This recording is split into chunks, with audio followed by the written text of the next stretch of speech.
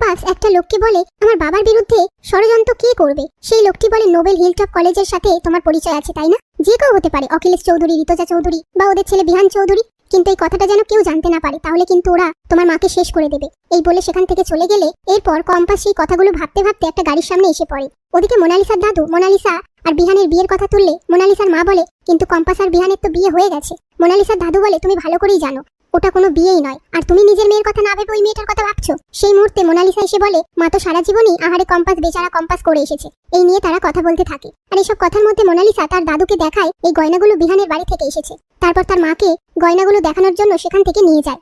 এদিকে কম্পাস বিহানের গাড়ির সামনে এসে পড়লে বিহান গাড়ি থেকে নেমে জ্ঞান ফেরায় আর বলে মরার জন্য তুমি আমার গাড়িটাই পেলে। এই বলে কম্পাসকে কথা শোনালে কম্পাসও বিহানকে কথা শুনিয়ে সেখান থেকে চলে যায়। অন্যদিকে মোনালিসার দাদু নার্সকে ফোনে বলে যে আমি তোমার ইনজেকশনটা কম্পাসের মাকে প্রতিদিন দিতে বলি, সেটা নিয়ম করে দাও তো, মনে রেখো একটা দিনও যেন মিস না যায়। নার্স বলে হ্যাঁ, এর জন্যই টাকা নিচ্ছি। এই নিয়ে তারা কথা বলতে থাকে।